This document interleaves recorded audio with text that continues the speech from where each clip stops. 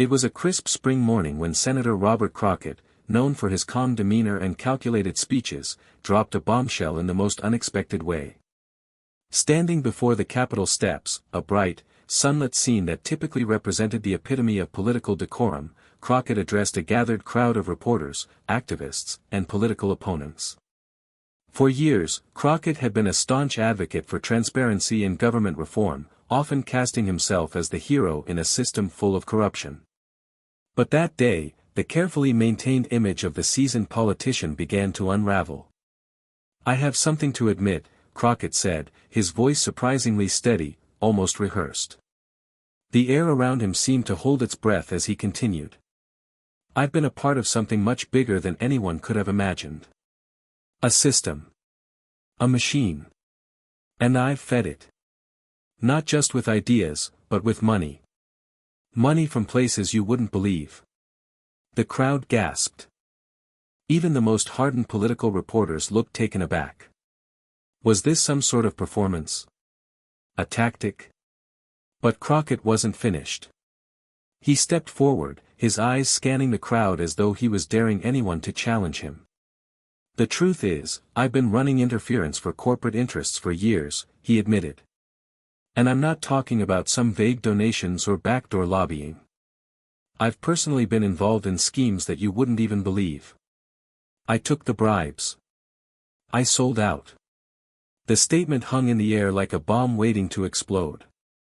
But what really caught everyone off guard was the calm with which Crockett spoke. It wasn't an apology. It wasn't a confession. It was a revelation, a warning. And it left everyone asking the same question: what exactly was Crockett trying to say? Was this the end of his career, or the beginning of something far more sinister? The news hit the airwaves like wildfire. Within hours, the story of Senator Crockett's stunning admission spread across every media outlet, every social media platform, and every dinner table across the country. The political world, once steady, was now in chaos. Crockett's office was inundated with phone calls from angry colleagues, shocked aides, and frantic supporters trying to make sense of what had just transpired. Everyone wanted answers, but Crockett was nowhere to be found. His staff issued a brief statement, but it only deepened the mystery. Senator Crockett remains committed to serving the public. He will be addressing his statements in full at a press conference tomorrow. Any speculation before that is premature. Meanwhile, in the corridors of power, whispers began to grow louder. Senior members of Crockett's party, particularly his closest allies, were scrambling to distance themselves from him. Political pundits began speculating about the timing of his confession. Why reveal such a damning truth now, in the middle of a heated election season? Is this the final play of a seasoned politician trying to bring down the system from within? One pundit wondered aloud. Or has Crockett been played all along by the very forces he's been defending? The next morning, Crockett emerged from his home under a heavy security detail. His face, once so familiar to millions of Americans, looked worn, as though the weight of his own revelations had aged him by years in a single night. The press conference began with a quiet unease. Crockett stood at the podium, his hands clasped tightly in front of him. No grand gestures, no theatrics, just a man trying to make sense of a life he had suddenly decided to expose. "I told the truth yesterday," he began, his voice unwavering. "And I stand by it. But now, I need you to understand something." The crowd leaned in, sensing the gravity of the moment. "I wasn't the only one involved. The corruption I've been part of, the money I've taken, it wasn't just me. It was a system. And I was part of the machinery that kept it all running." He paused, scanning the room. "And now, it's coming for all of us." The press room erupted into chaos. Journalists shouted over each other, demanding specifics, details, names. But Crockett was quiet again, eyes focused. "What's coming for us?" one reporter shouted.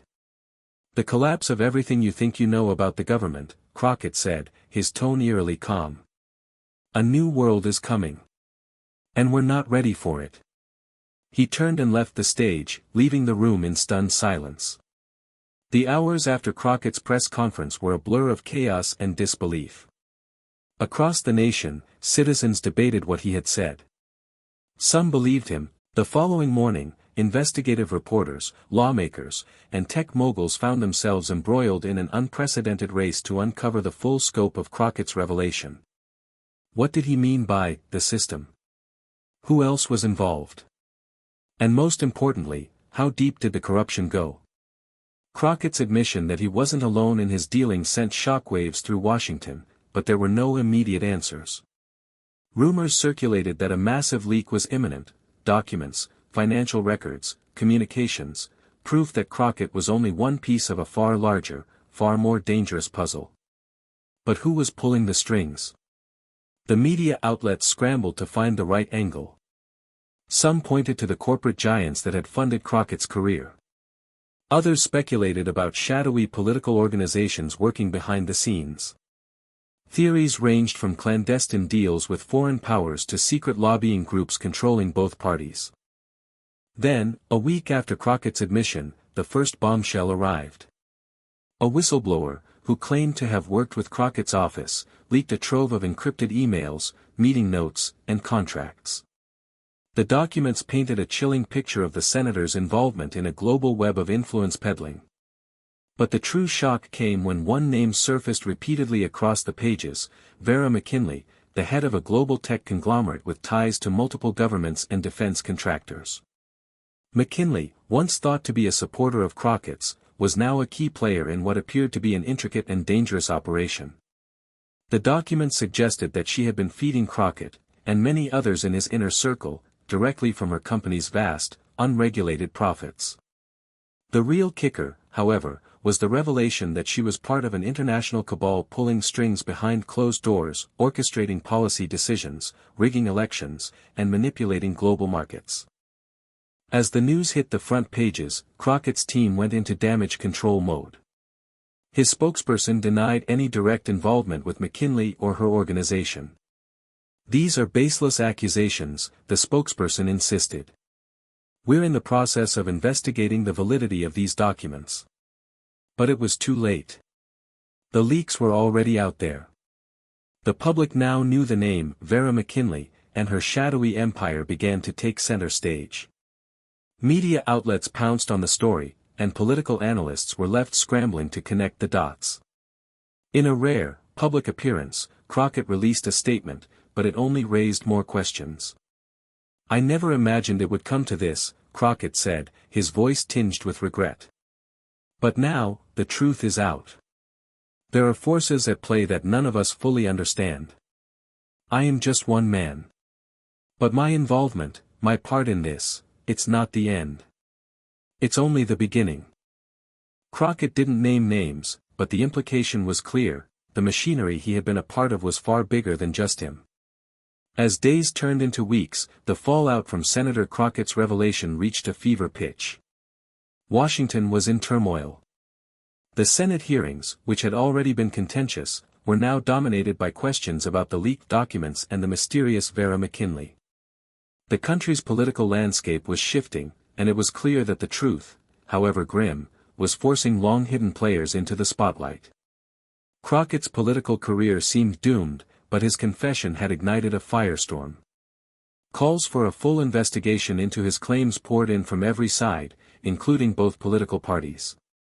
Everyone wanted to know how deep the corruption ran, and more importantly, who else was involved. The Senate Intelligence Committee called an emergency hearing to investigate the allegations. The committee members, many of whom had close ties to powerful lobbying groups, were visibly uncomfortable with the questions now being raised. They tried to downplay the severity of the leaks, but the pressure was mounting. The media was relentless. News anchors and investigative journalists started to connect the dots. The name McKinley kept surfacing, but so did others, lesser-known figures who appeared to be members of an elite network that spanned industries, nations, and governments. There were whispers that this network extended far beyond what Crockett had ever admitted. The leaks were coming fast and furious now. A second batch of documents revealed that McKinley's company had been secretly funding both Democrats and Republicans alike, ensuring that no matter which party controlled the government, her interests would be protected. But the most alarming revelation came from the international connections. McKinley's firm had ties to foreign intelligence agencies, making her role in this conspiracy even more dangerous. Senator Crockett, for his part, remained largely silent. His silence wasn't a retreat, though, it was more like a strategy. Every time the press asked him for an interview, he gave vague responses. But there were rumors that he was in talks with a handful of other disillusioned lawmakers, senators, congressmen, and governors, who were also looking to make a move. Crockett had started to position himself as an insider willing to take down the very system he had once helped maintain. The Senate hearings began. Crockett was called to testify, but he wasn't alone. Alongside him sat a former lobbyist named Ethan Greaves, a man who had worked closely with McKinley and Crockett for years. Greaves was prepared to spill everything. "This system is rotten to its core," Greaves said, taking the witness stand. "And Crockett isn't the only one who has been involved. We've all been complicit. We did what we had to do to survive, to climb the ladder. But now, the truth is coming out. And trust me, this is just the tip of the iceberg." Greaves's testimony sent shockwaves through the committee. He described in vivid detail how McKinley had orchestrated backroom deals, how she had used her company's influence to manipulate everything from trade policies to military contracts. He even described how they had secretly funded opposition candidates to ensure that no real change ever took place.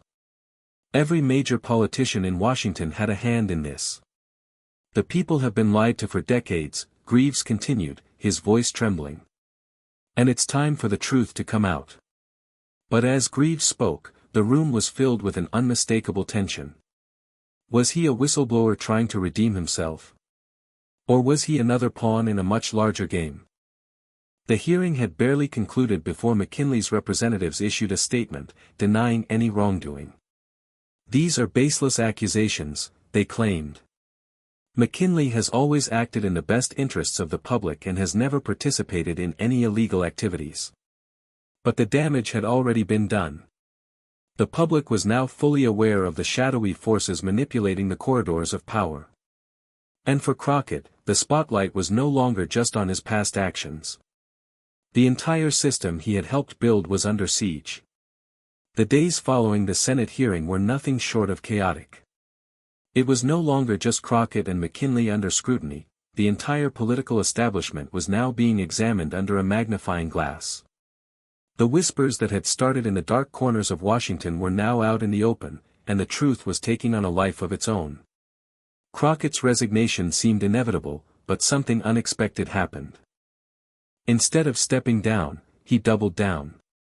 He started meeting with former allies, many of whom had already distanced themselves from him publicly.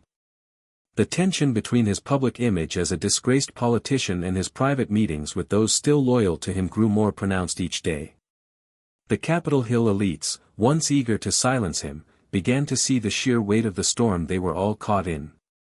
In the meantime, the investigative journalists continued to pore over the leaks, uncovering even more details about McKinley's far-reaching empire. Evidence of her connections to powerful foreign governments and the elite financial circles began to surface, and it became clear that she was a far more dangerous figure than anyone had previously imagined. Yet, despite the mounting evidence, McKinley remained out of reach. She had successfully shielded herself behind a team of the best lawyers, lobbyists, and PR specialists money could buy. Crockett, however, seemed to know something others didn't. His statements in the press became more cryptic, as though he was preparing for a larger confrontation. There was one glaring question left unanswered: why had he waited until now to expose everything? His motivations were under increasing scrutiny. Had he been a man burdened by guilt? Or had he been playing a long game all along, setting the stage for something even bigger than anyone could imagine? There were theories, of course. Some speculated that he had been seeking redemption for his past actions. Others, however, believed he was maneuvering for control of whatever came next. The pressure continued to mount as the media spotlight grew brighter. An unexpected alliance of lawmakers, many of whom had been at odds with Crockett in the past, began to form. They called themselves the Clean Slate Coalition. Their goal was simple: reform. They wanted to tear down the corrupt political structures that had allowed figures like Crockett and McKinley to operate unchecked for so long. But not everyone in Washington was on board with the idea of radical change. There were those in the shadows, powerful figures within the defense, energy, and tech industries, who knew that a full reckoning could destroy their carefully crafted influence. They began to work behind the scenes, pulling strings, intimidating witnesses, and using whatever resources they had to stall the inevitable. The country was divided. Public opinion was split between those who demanded accountability and those who feared the chaos that would follow if the entire political system was overhauled. Every political leader had to choose a side, and as they did, the divisions between them became more apparent. Then, out of nowhere, a new piece of the puzzle emerged. A former intelligence officer, who had been monitoring McKinley's operations for years, surfaced with critical information. This individual, whose identity was still hidden, had infiltrated McKinley's inner circle and had gathered evidence of her direct involvement in illegal arms deals, money laundering operations, and covert political manipulations abroad. The information was explosive. The whistleblower had evidence not just of McKinley's machinations, but of a much larger conspiracy, one that reached into the highest echelons of power across the world. It was no longer just about the American political system. It was about the global influence of a small group of elites who had been pulling the strings for decades. As the whistleblower prepared to testify, Crockett made a stunning public statement. He confirmed that he knew about the conspiracy all along and that he had been involved in it for far longer than he had previously admitted. He wasn't just a participant in the system, he had helped build it. "I've been part of this," Crockett said in a live broadcast, his eyes burning with intensity. "But I've learned that it's not just about power. It's about control. And now, it's time for us to take that control back." The world held its breath. The days following Crockett's stunning admission were tense, to say the least. The nation was caught in a state of suspended disbelief. In every corner of the country, people were glued to their screens, waiting for the next bombshell, the next confession, the next scandal. Senator Crockett, once the embodiment of political power, had now become both a hero and a villain in the eyes of the public. But there was something different this time. It wasn't just the media frenzy or the protesters outside the Capitol. Something far more dangerous was happening behind the scenes. The people in the shadows, the ones who had manipulated and controlled the flow of information, the ones who had influenced elections, policies, and world events, were beginning to fight back. Crockett, despite his admission, wasn't running from the storm. Instead, he was leaning into it. He began coordinating with the anonymous whistleblower, the intelligence officer who had infiltrated McKinley's network. The officer, who had now become a central figure in the unraveling conspiracy, agreed to testify before Congress. The stage was set for a showdown that would either bring the entire system crashing down or allow the elites to maintain their grip on power. But McKinley wasn't going to let it be that easy. Late one evening, as Crockett prepared for the final confrontation, a shocking twist emerged. The whistleblower was found dead under suspicious circumstances. A car crash, the police claimed. But those close to the case suspected something far darker. Had McKinley's people been responsible? Or was this just a message from the powerful forces desperate to keep their secrets safe? Crockett's heart raced as he processed the news. The last chance to expose the truth, the final piece of the puzzle, had just been silenced. And yet, Crockett refused to back down. If anything, the death of the whistleblower only fueled his resolve. "I knew this was coming," Crockett said in a televised statement. "This is exactly the kind of power they use to suppress the truth. But I won't stop. Not now. Not ever." The next day, the Senate Intelligence Committee scheduled the whistleblower's testimony once more. But this time, Crockett decided to take matters into his own hands. He had spent weeks secretly gathering his own evidence, coordinating with other dissidents, and preparing for the confrontation of his life. When Crockett arrived at the committee hearing, he wasn't alone. Standing beside him were several unexpected figures, a former CEO of a major tech company, a former military officer, and a former senator who had fallen from grace. These individuals, once complicit in the corruption, had all come forward in the wake of Crockett's admission, determined to ensure that the truth would come out, no matter the cost. "I don't need anyone to tell me what I've done," Crockett began, his voice steady but filled with conviction. "But the time for secrets is over. It's time to lay bare the entire system. The corruption, the manipulation, the lies. All of it." The hearing room was packed. Cameras flashed, reporters scribbled frantically, and the world watched in silence as Crockett presented the final pieces of evidence. He laid out detailed documents, emails, contracts, covert communications, all pointing to one truth: McKinley had orchestrated a vast global network of influence, controlling politicians, businesses, and even international policy. But this was more than just corporate greed, it was a coordinated effort to maintain control over the world's economy, to rig elections, and to keep entire nations under the thumb of a few select elites. For the first time, Crockett didn't just take the blame for his own actions. He named names, many of them high-ranking officials, billionaires, and international leaders who had been involved in the scheme. The room erupted in chaos as the evidence unfolded. Questions were shouted, accusations flew, and a sense of disbelief hung over the crowd. But the truth had been set free, and there was no going back.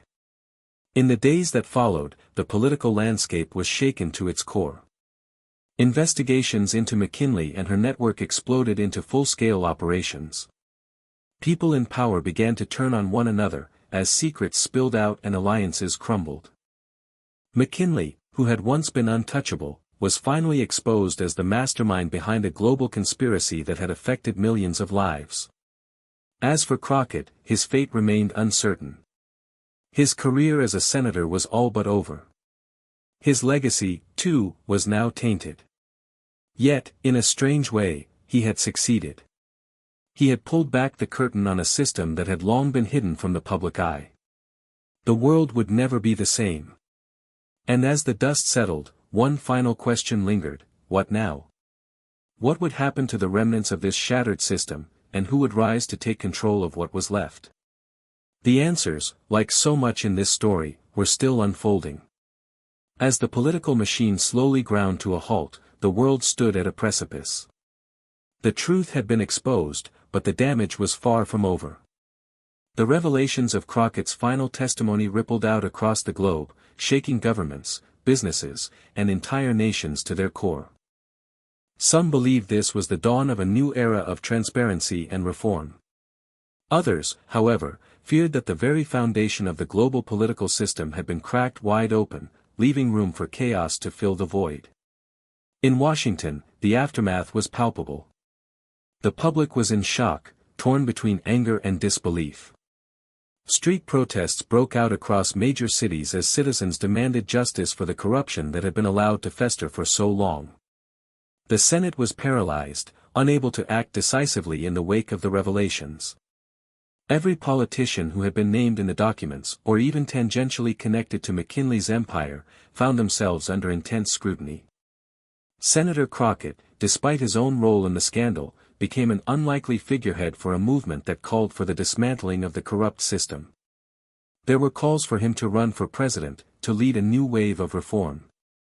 But Crockett, ever the pragmatic politician, knew that he could never return to the same halls that had once embraced him. "I've done what I came here to do," Crockett said in one of his final interviews. "I won't be a part of the next chapter. This isn't about me anymore. It's about the people who have been manipulated and silenced for too long." But the battle was far from over.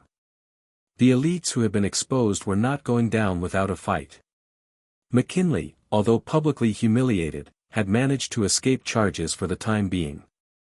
Behind closed doors, she was assembling a group of powerful allies, some in government, others in the private sector, who were determined to fight back. The global political stage had entered an uncertain new phase. Nations began to fracture as trust in their leaders eroded. New political factions emerged, some advocating for sweeping reforms, while others sought to exploit the chaos for their own gain. In the power vacuum left by the collapse of the old system, new voices began to rise, some with good intentions, others with ambitions that bordered on authoritarianism. For Crockett, the next few months were a blur of public appearances, interviews, and behind-the-scenes meetings with various reformist groups. Though he had walked away from the Senate, his influence was undeniable. He became the face of a new political movement, one that sought to expose the deepest secrets of the system while rebuilding it from the ground up. But even he knew that such a monumental task couldn't be achieved overnight. As for McKinley, the legal battle was just beginning. In the wake of Crockett's exposure, there was nowhere for her to hide. Authorities from multiple countries launched investigations into her operations. The evidence was damning, but the question remained, would she be brought to justice, or would her network's deep pockets and power keep her safe? The final resolution of her fate would come years later, in a trial that became a symbol of the struggle for accountability. The trial was long and brutal, but in the end, McKinley was convicted of multiple charges, ranging from illegal lobbying and bribery to more serious accusations involving international arms dealing. Her conviction sent a shockwave through the corridors of power, proving that even the most powerful could fall. For the American people, the political landscape was forever changed.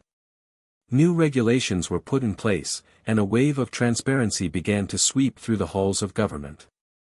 It wasn't perfect, and it wasn't immediate, but it was a start, a long overdue reckoning that had finally arrived.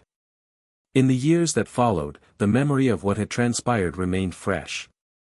Senator Robert Crockett, once a villain and now a reluctant hero, faded from the public eye. His place in history was a complicated one. He had been both the architect and the whistleblower of a system so entrenched that it had taken his own undoing to bring it to light. He never returned to politics, but he continued to speak at reform rallies, his words a haunting reminder of the price of truth. And so, the story of Crockett and McKinley came to an end, not with a clear victory, but with a reminder that systems of power, no matter how carefully constructed, are always vulnerable to the truth, and to those willing to expose it. The world was watching.